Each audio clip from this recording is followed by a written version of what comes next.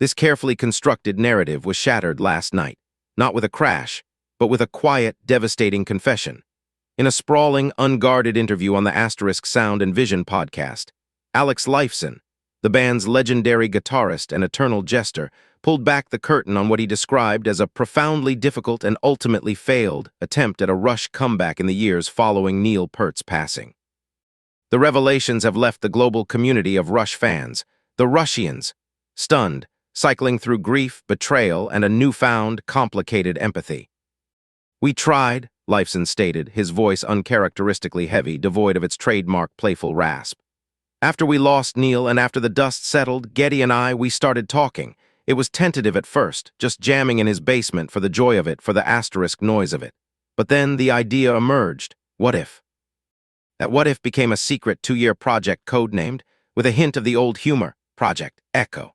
The goal was not to replace the irreplaceable, but to explore a new iteration of Rush's sound. Lifeson revealed they had worked with a rotating cast of drummers, not to find a new permanent member, but as collaborators.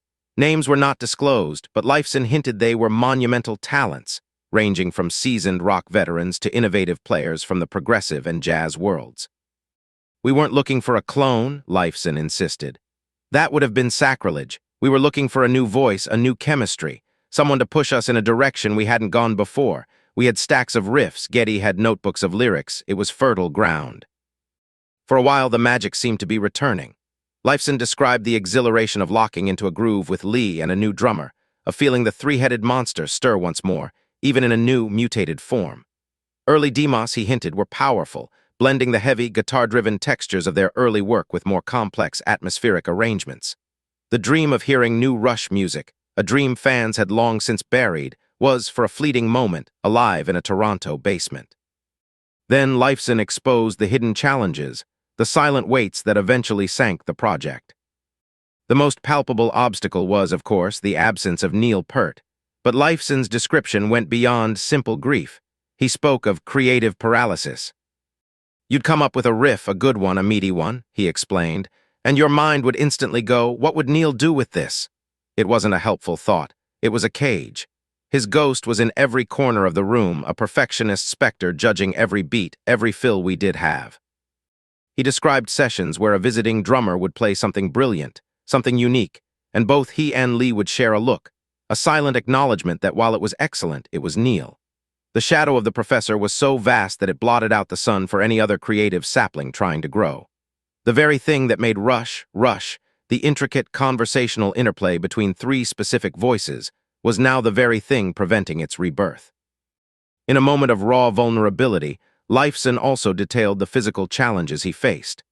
Now in his 70s, he confessed that the arthritis he has quietly battled for years became a significant hurdle. "There were days," he sighed, "where I'd look at my hands and just will them to work. The muscle memory was there, the fretboard was a map in my mind, but the transmission between my brain and my fingers was faulty. I'd hear the part I wanted to play, this beautiful, complex thing, and what came out was a simplified, compromised version." This was a devastating admission from a guitarist known for his virtuosic, fluid style. The man who once painted soundscapes with his guitar on Xanadu or unleashed the fiery solos of Free Will was now struggling to execute the music in his head. The passion was undimmed, but the vessel was showing its age.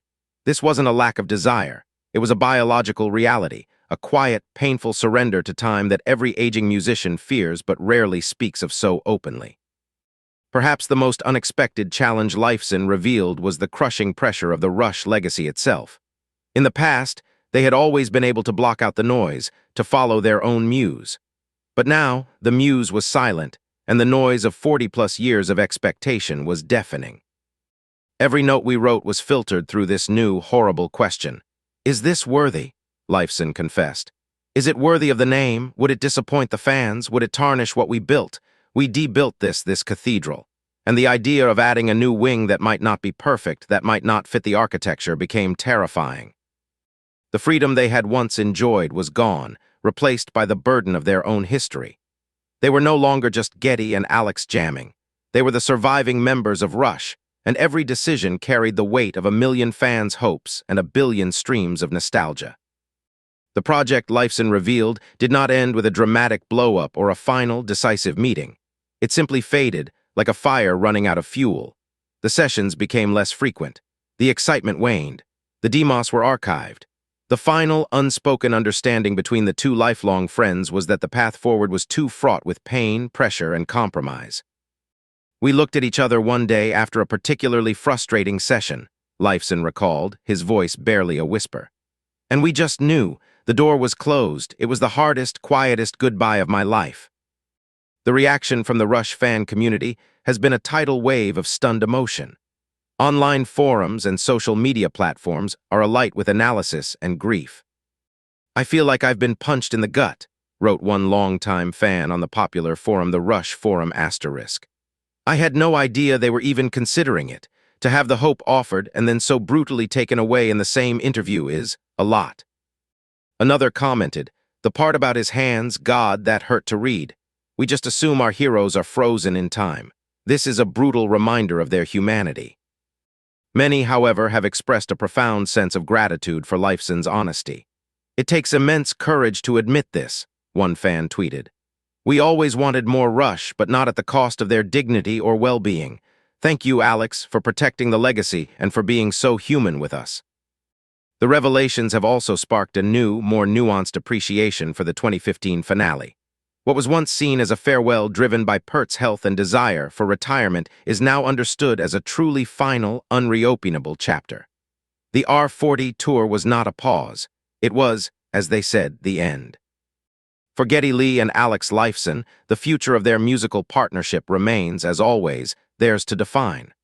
Lifeson hinted that they will continue to make music together, but it will be under a different banner, for different reasons, free from the colossal shadow of the Rush name. They have earned the right to simply be two friends making noise for the joy of it, without the weight of a cathedral on their shoulders. In exposing the hidden challenges behind the comeback that never was, Alex Lifeson has not broken the faith of the fans. Instead, he has deepened it. He has replaced a myth of effortless genius with a painful, human story of love, loss, limitation, and the immense courage it takes to let go. The story of Rush is, and now will always be, a perfect, unbroken circle, beginning, middle, and end, forged by three unique, irreplaceable voices. And in finally closing the book for good, Alex Lifeson has given the fans the one thing they truly needed, even more than new music: the truth.